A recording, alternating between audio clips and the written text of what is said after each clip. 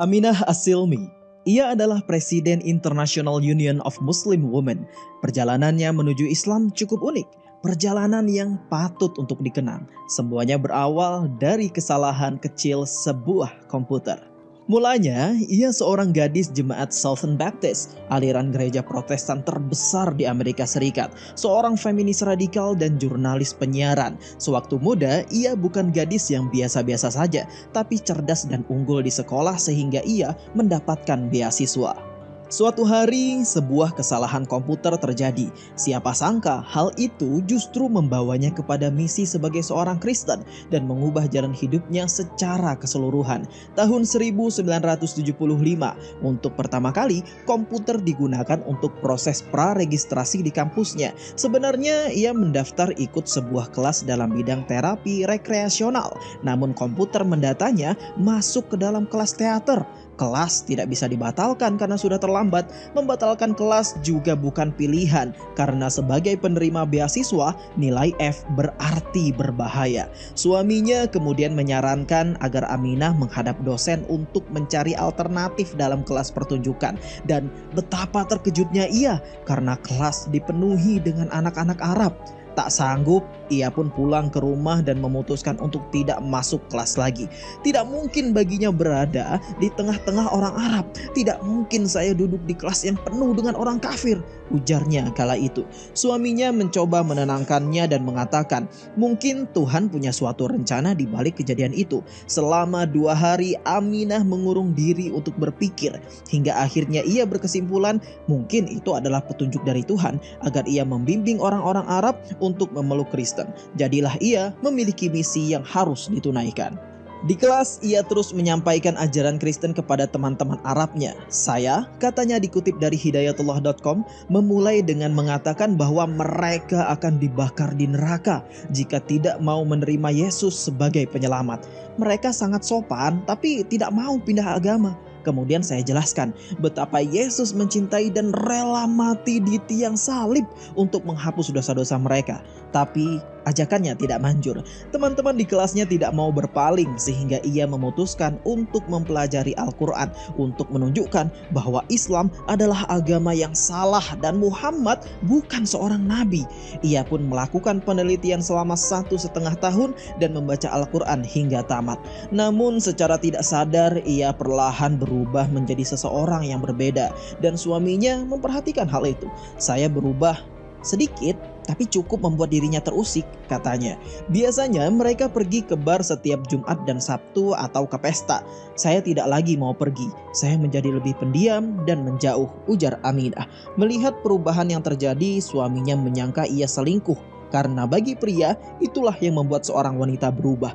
Puncaknya, ia diminta untuk meninggalkan rumah dan tinggal di apartemen yang berbeda. Ia terus mempelajari Islam sambil tetap menjadi seorang Kristen yang taat. Sampai suatu hari terdengar ketukan di pintu apartemennya. Seorang laki-laki yang kemudian dikenalnya bernama Abdul Aziz Al-Sheikh. Dia berbusana tradisional muslim berupa baju gamis panjang berwarna putih dengan sorban bermotif papan catur putih merah terlilit di kepalanya. Lelaki itu datang bersama 3 lelaki lainnya yang mengenakan busana yang sama. Ketika itu, Aminah merasa marah karena para tamu itu datang saat ia masih mengenakan baju tidur dan piyama saja.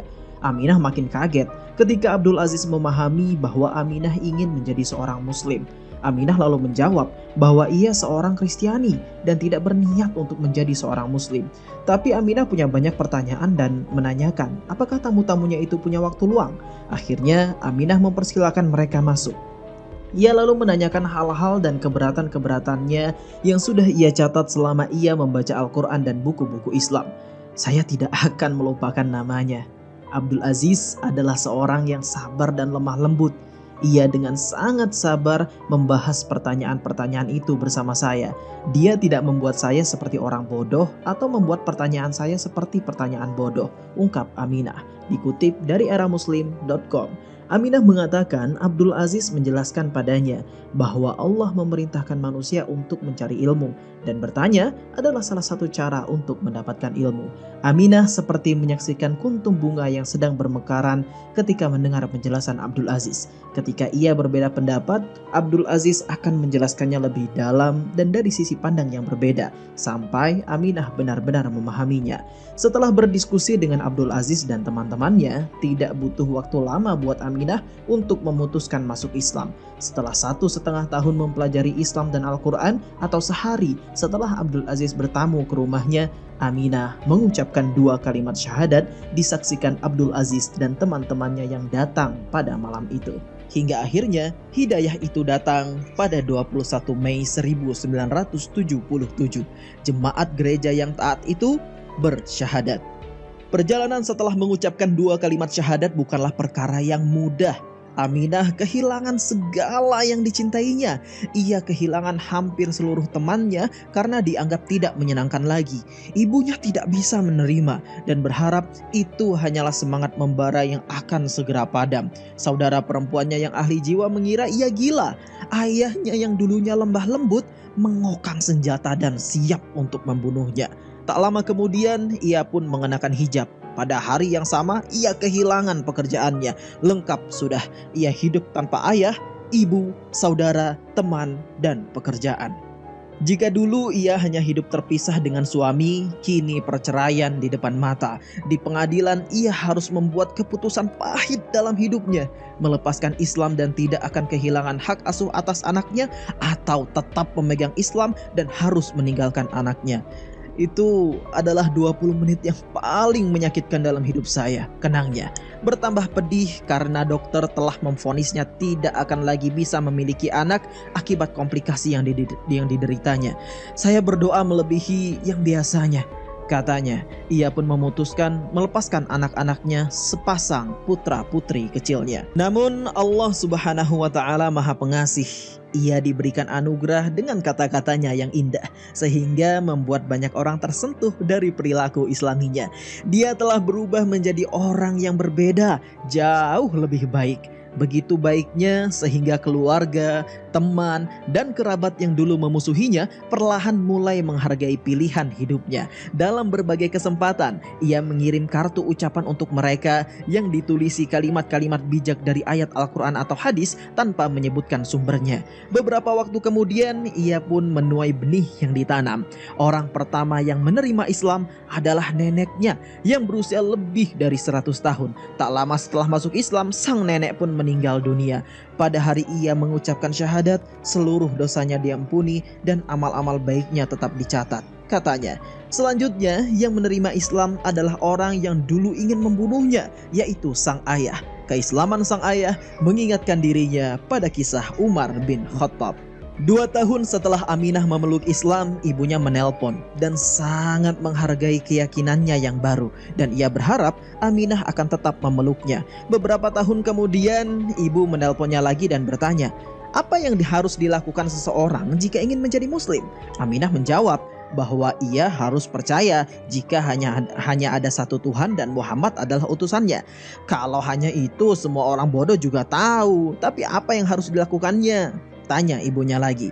Dikatakan oleh Aminah jika ibunya sudah percaya berarti ia sudah muslim.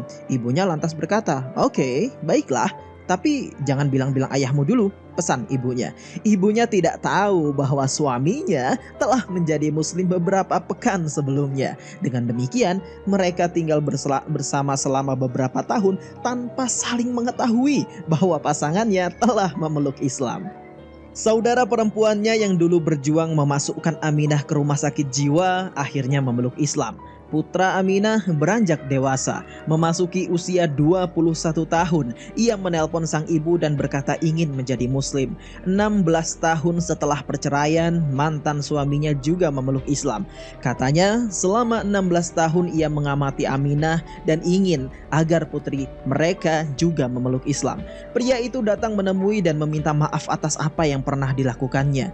Ia adalah pria yang sangat baik dan Aminah telah memaafkannya sejak dulu. Mungkin hadiah terbesar baginya adalah apa yang ia terima selanjutnya. Aminah menikah dengan orang lain dan meskipun dokter telah menyatakan ia tidak bisa punya anak lagi, Allah Subhanahu wa taala ternyata menganugerahinya seorang putra yang rupawan. Jika Allah Subhanahu wa taala berkehendak memberikan rahmat kepada seseorang, maka siapa yang bisa mencegahnya? Maka putranya ia beri nama Barokah. Ia yang dulu kehilangan pekerjaan kemudian menjadi Presiden Persatuan Wanita Muslim Internasional. Ia berhasil melobi kantor pos Amerika Serikat untuk membuat perangko Idul Fitri dan berjuang agar hari raya itu menjadi hari libur nasional Amerika Serikat. Pengorbanan yang dulu diberikan Aminah demi mempertahankan Islam seakan sudah terbalas. Kita semua pasti mati. Saya yakin bahwa kepedihan yang saya alami mengandung berkah, ujarnya. Aminah As-Silmi kini telah tiada meninggalkan semua yang dikasihinya. Dia wafat pada 6 Maret 2010 dalam sebuah kecelakaan mobil di Newport, Tennessee, Amerika Serikat. Kecelakaan itu terjadi dalam perjalanan pulang untuk mengabarkan pesan tentang Islam.